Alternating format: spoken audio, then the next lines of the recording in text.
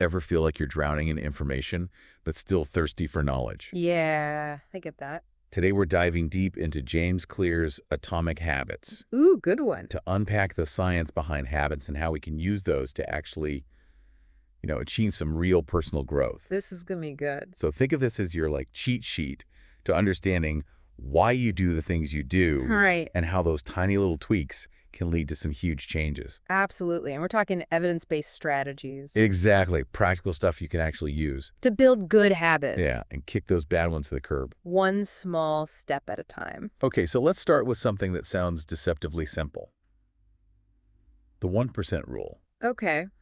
Clear argues that getting just 1% better each day might not feel like much. Right.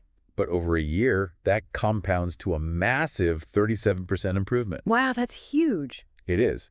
And conversely, a 1% daily decline Yeah. it takes you almost to zero. It's like that saying, right? Yeah. Like you don't want to go back. Yeah. Exactly. It's like the magic of compound interest. But for your life. Exactly. And what's really interesting is you might not see those gains right away. That's true. There's this thing called the plateau of latent potential, Oh, I've heard of that. where you're putting in the work, Yeah, you're grinding. but the results haven't quite shown up yet. They're hidden. Yeah, and that's where a lot of people give up. Right, because they think it's not working. Exactly. But the key takeaway here is to trust the process, Keep going. even when it feels like nothing's happening. Yeah, those results will come. It's about playing the long game, right? Absolutely. And that brings us to this really interesting idea of systems versus goals. I like this one. So Cleary says we should focus on building better processes Right. Yeah. and routines. Like systems. Yes, our systems, Yep. rather than fixating on just the outcome. So not just the goal, but how you get there. Exactly. He actually has this great quote. I love his quotes. He says, "You do not rise to the level of your goals." You fall to the level of your systems. Powerful stuff. So think about it this way. Yeah. Two people might have the same goal, Right. say to get in shape. Classical. Right. But the one with a consistent workout schedule Yeah. and a healthy eating plan It's a systems. exactly is far more likely to succeed For sure. than the one who just wishes for it. Just dreaming about that six-pack. Exactly. Yeah. So it's about continuous improvement of those daily habits. It's the journey, not the destination. Yes, almost like taking the focus off that finish line. And enjoying the process of getting better. Now, here's something that really resonated with me. Okay. Identity-based habits. Interesting. Clear explains that change happens on 3 levels: Okay. I'm listening. our outcomes, our processes, and our identity. So like who we are at our core. Exactly. And he says the most lasting change The real change. comes when our habits become tied to who we believe we are. Like a fundamental shift. He says every action is like casting a vote for the kind of person you want to become. I like that voting for your future self. So it's not just about doing a new habit. It's about becoming the person who does that habit. It's a mindset thing. Exactly. So the process is twofold. Okay. First, you decide the kind of person you want to be, Set that intention. and then prove it to yourself with small, consistent actions Showing up every day. that reinforce that identity. You become that person. So how do we actually build these good habits? It's $1 million question. The Cleary gives us this really practical framework. All right, let's hear it. The 4 laws of behavior change. Okay. First, make it obvious. The cue. Got to know what you're working with. Exactly. He suggests using a habit scorecard Hmm. to become aware of what you're currently doing. Taking stock. Yeah. And I found implementation intentions super helpful. What are those? So it's like this: I will behavior at time and location. Okay. For example, I will drink a glass of water at 8 a.m. in my kitchen. Super specific. And then there's habit stacking, which is really powerful. Stacking habit. Yeah, so it's after current habit, I will new habit. Oh, I see. So like after you brush your teeth in the morning, Yeah. maybe you immediately do 5 push-ups. Smart. And then think about your environment. Okay. Can you make the cues for good habits more visible? Right? And the cues for bad habits less so? Out of sight, out of mind. Exactly.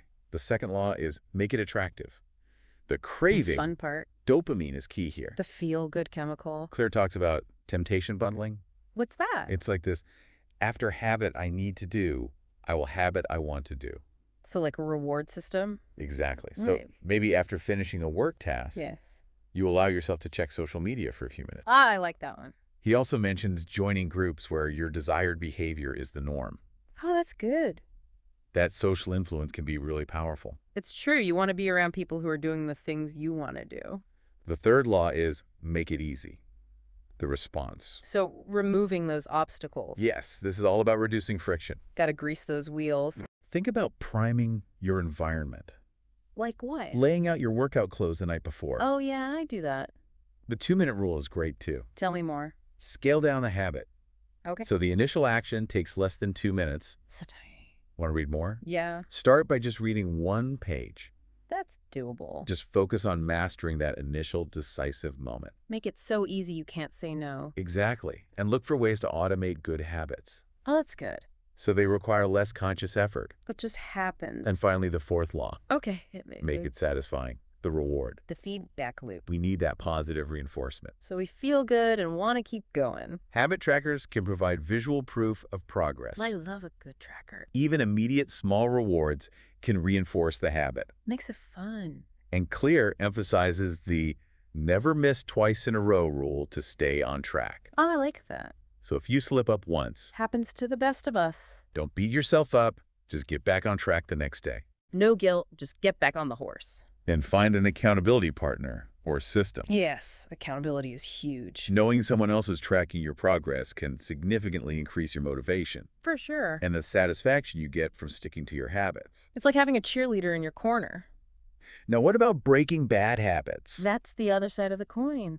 Clear says we just flip these laws. Oh, that's interesting. Make the cues invisible by avoiding triggers. So no temptation. Make the habit unattractive by highlighting its downsides. Focus on the negative. Make it difficult by increasing the effort required. Put up some roadblocks. And make it unsatisfying by removing the pleasure or adding a consequence. Ooh, that'll do it. So you're basically making it really hard to do the bad habit. And not fun at all. The big takeaway here is that lasting change comes from those small, consistent habits. Little things add up. Focusing on the systems that support them. Building those strong foundations. And aligning those habits with the person you want to become. Living in alignment with your values. You've got this clear framework. Easy to remember. Make it obvious, attractive, easy, and satisfying. I'll be using that one. So here's a question for you. Okay, I'm ready. What's one tiny habit you can make just 1% better today? Just 1%. And consider how that small change might compound over the next year. Wow, the possibilities. Or reflect on how your current habits are shaping your identity. That's deep. Is that who you truly want to be? Food for thought. Really makes you think, right? It does. If you want to explore this further, definitely check out James Clear's Atomic Habits. It's a good one. Thanks for taking this deep dive with us. This was great. Until next time. See ya.